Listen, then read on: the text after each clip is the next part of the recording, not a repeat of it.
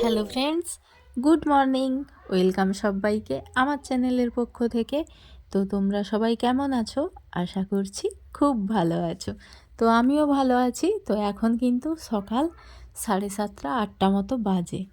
তো 7:30 8টা হবে না, তো খুবই তাড়াতাড়ি। তো এখন এই যে আমি কিন্তু রেডি হয়ে পড়েছি, আর এই যে টুকাইকে এখন রেডি করাচ্ছি। আর আমরা হচ্ছে আজকে চলে যাব বাড়ি। আজকে হচ্ছে মানে বাড়ি যেতেই হবে। তো চলো, অনেক ঘোরা হলো। তো ব্যাগ কিন্তু আমার গোছানো ডান একদম। অনেকটা তাড়াতাড়ি মানে ঘুম থেকে উঠে আমার কিন্তু স্নান টানও সেরে নিয়েছি, যাতে কিনা বাড়ি গিয়ে অসুবিধা না হয়। তো গিয়েই যেন রান্না বান্না। আর আজকে যেহেতু তনভীর হচ্ছে রেজাল্ট আউট, তো আমাকে স্কুলেও যেতে হবে রান্না সেরে, তাই খুব তাড়াহুড়ো করছি। পুরো ব্যাগ ট্যাগ সব গুছিয়ে নিয়েছি, আর মাও এদিকে যা যা গুছিয়ে দেওয়ার তো গুছোচ্ছে। আর আমি এদেরকে রেডি করিয়ে তো আমিও রেডি হয়ে গেছি। আর চা খাওয়া হয়ে গেছে, চা খেয়েছি শুধু। তো 8:30 8টা 8:30 এরকম গাড়ি ডেকেছে বাবা। তো খুব তাড়াতাড়ি চলে যাব, যেতে আমার 1 ঘন্টা মতো সময় লাগবে। তো 1 ঘন্টাও হবে না, তো আরও তাড়াতাড়ি পৌঁছে যাব গাড়িতে গেলে। তো এই যে বেরিয়ে পড়েছি, আর বাইরে এই যে জেঠু বাবা, তো সবাইকে এখন প্রণামটা সেরে নিচ্ছি। তবে এই ডাক্তারটা যে কাজ করছে কি না, দারুণ কাজ। কথা কোন ডাক্তার? এই টিটিতে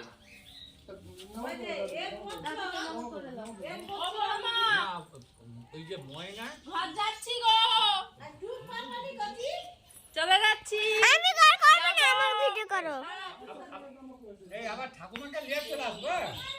এই যে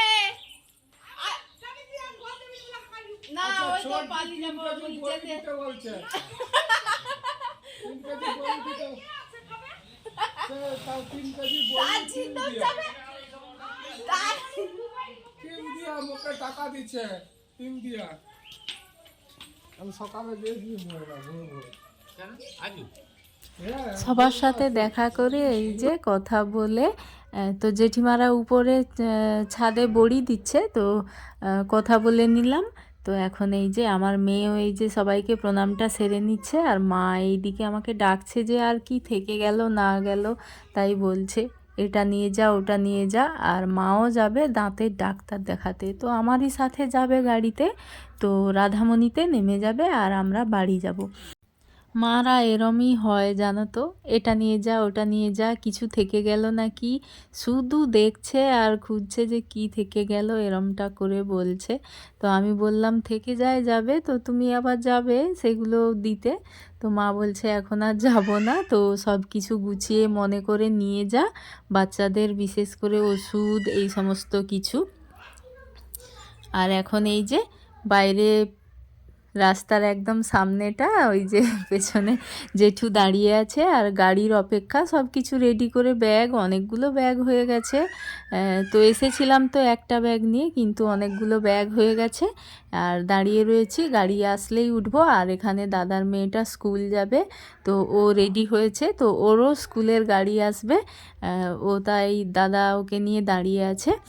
আর এদিকে মা বাবা আর আমরা দাঁড়িয়ে রয়েছি। আর এই যে ঢালাই রাস্তা, তো একদম কিন্তু রাস্তার ধারেই কিন্তু আমাদের মানে বাবার বাড়িটা। তো এই যে গাড়িও এসে গেছে, আর আমরা উঠে যাব এখন, আর সোজা চলে যাব বাড়ি। বাড়ি গিয়েও আবার কিন্তু একটা মানে খুব টেনশানের মধ্যেও আছি, যে কি হবে না হবে। তো যেহেতু মেয়ের আজকে রেজাল্ট আছে, সারা বছরের খাটুনির আজকেই ফলাফল। তো দেখা যাক কি হয় না হয়। আর এইবার যেন আমার সত্যি খুব বেশি যেন টেনশান হচ্ছে, কেন জানি না, যে কি করবে কি করবে, এরকম একটা মানে খুব চিন্তার মধ্যে আমি কিন্তু পড়েছি। তো মনে হয় আগে এরম চিন্তা আমি করিইনি। তো আমার আসলে না, সত্যি কথা বলতে খুব একটা বেশি চাওয়া পাওয়া নেই। তো আমি যেটাই পাই আমার সেটাতেই আমি খুব খুশি হয়ে যাই। এই কারণে না আমি বেশি কিছু ভাবি না, হাতের সামনে চোখের সামনে যেটুকু হয় যেটাই হয় সেটাকেই চলো খুশি বাড়ি এসে গেলাম। তো এইবার হচ্ছে আবার সংসারের কাজে রান্না বান্না করব, তারপরে তনভীর স্কুলে যাব কিনা, রেজাল্ট আউট আছে। তো চলো দেখতে থাকো। এখানে এই যে কটা দিন পর কিন্তু পাপাকে পেয়ে খুব খুশি। ওর পাপাও মানে কি টুকাই একটু খুব বেশি কথা বলে, তো মানে বাড়ির একটা শোভা, যাই খুশি যা মানে বাচ্চারাই হচ্ছে বাড়ির শোভা। তো ছোট বাচ্চা থাকলে বাড়িতে এরকম কিন্তু সবারই খুব ভালো লাগে। তো কটা দিন ছিল না, তো ওর পাপা এমনিতে ফোনেও বলছিল যে টুকাই নেই একদম, তোমরা কেউই নেই, তো ফাঁকা ফাঁকা লাগছে, ভালো লাগছে না। তো যাই হোক, আস্তে ওর পাপার যেন একটা প্রাণ ফিরে পেল। তো তারপরে এই যে বসে গেলাম ব্যাগ ফাঁকা করার জন্যে, মানে ইমিডিয়েট যেগুলো মানে বের করতে হবে, তো সেইগুলোই এখন বের করছি। আসলে এই যে মা দিয়েছে যে বড়ি, তারপরে কিছু ফল দিয়েছে, তো এই সমস্ত কিছু বিস্কুট এগুলো বের করে দিলাম। তো জামা কাপড়ের ব্যাগটা কিন্তু ফাঁকা করিনি এখন, তো ড্রেসটা চেঞ্জ করে নিলাম। এইবার কিনা পুজো করব। তো এখন কিন্তু 9টা বাজে, আমি পুরো 9টার সময় বাড়ি ঢুকেছি। তো এসে এই যে সব কিছুই আমার জন্যে পড়ে আছে। যাই হোক, সব কিছু কাজ সামলাতে হবে, শাশুড়ি মা বাড়ি নেই, সেই কারণে তো সোজা কিন্তু ঠাকুর ঘরে আসলাম পুজোর জন্যে।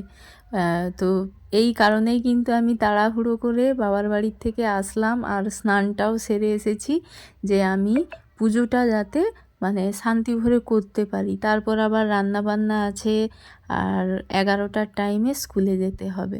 তো টাইম দেওয়া আছে 11টা, তো 11টায় আমাকে স্কুলে পৌঁছে যেতে হবে। বেশ অনেকটা রাস্তা। তো যাই হোক, ওর যেহেতু বর্মশাই বাড়ি আছে, বাইকে করে নিয়ে যাবে, ওটার চিন্তা করছি না। কিন্তু তার আগের যে রান্নাবান্না, পুজো, আমার না কি বলবো, তার উপর আবার খুব চিন্তা হচ্ছে যে কি হবে না হবে। তো তার মধ্যেও চট করে পুজোটা সারতেছি এখন। আমার জন্যেই না সব কাজকর্ম একদম কিন্তু ফেলে রেখে দিয়েছিল আমার বরমশাইটা, একটাও কিন্তু কিছু হেল্প করেইনি, কি বলবো। তো মানে এই যে পুরো ঠাকুর ঘর মন্দির পুজোতেই অনেকটা সময় লেগে যায়। তো যাই হোক, আমি বলছিলাম ফোনেতে যে তুমি আপাতত পুজোটা সেরে রেখো, আমি গিয়ে রান্নাটা করব। তো ও বলল যে না, তুমি এসে কিন্তু করো। তো এই যে গ্যাসের মধ্যে কিন্তু বিনস পোস্ত বানাবো, তো তার জন্যে তুলে দিলাম গ্যাসে এই কড়াইটাতে। আর উনুনও কিন্তু হচ্ছে, এখানে ভাত বসিয়েছি আর এদিকে ডাল বসিয়েছি। আর এই যে চিংড়ি মাছ, আর বাবার বাড়ির থেকেও এই যে বাবা চিংড়ি মাছ কিনে এনেছিল আমাদের জন্যে, আমরা তো খেলামই না, এখানে ওখানে নিরামিষ করে ঘুরে হয়ে গেছে। তো সেই মাছগুলো একসাথে কিনা মাছের কারি করলাম, বিনসের পোস্ত আর ডাল, মসুরের ডাল। তো এই রান্না, আর বেশি কিছু করতে পারিনি, কারণ সময়ের মধ্যে তো যেতেও হবে, আবার ওদের 2 বোনকে কিন্তু রেখে যেতে হবে বাড়িতে। তো বাবা আছে, তো বাবার কাছে রেখে যাব, দুজন একসাথে থাকবে, আর আমি আর ওর পাপা যাব। আর যেহেতু 11টার সময়, তো আস্তে আস্তে 12টা বেজে যাবে, ওদের আবার স্নান খাওয়া দাওয়া, মানে যেহেতু আমাদের একটু তাড়াতাড়ি খাওয়া দাওয়া হয়।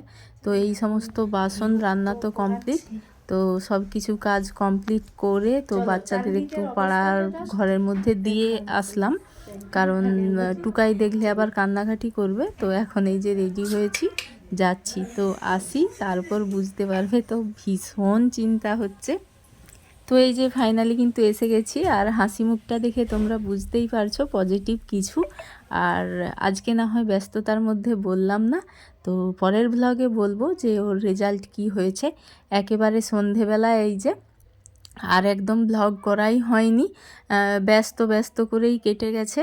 তো এখন ওর পাপা, ওর যেহেতু রেজাল্ট ভালো করেছে, তো সেই কারণে ললিপপ খেতে চেয়েছিল। এখন হচ্ছে আমাদের 3 জনের জন্যে 3টা এনেছে। বলল যে আজকে ফোন করে বলল যে তোর রেজাল্ট ভালো করেছে, তো আমার তরফ থেকে ট্রিট ললিপপ। তো ওর কি আর একা, তো 3 জনের, আমরা 3 জন এখন ললিপপ খাবো। আর এই যে টিভি চালিয়েছি, একটু টিভি দেখছি, পড়াশুনো যেহেতু চাপ নেই, তো টুকাইকে একটু আধটু পড়িয়েছি, লিখিয়েছি, তারপর এই যে খাওয়া দাওয়া। তো চলো, টাটা সবাইকে, গুড নাইট।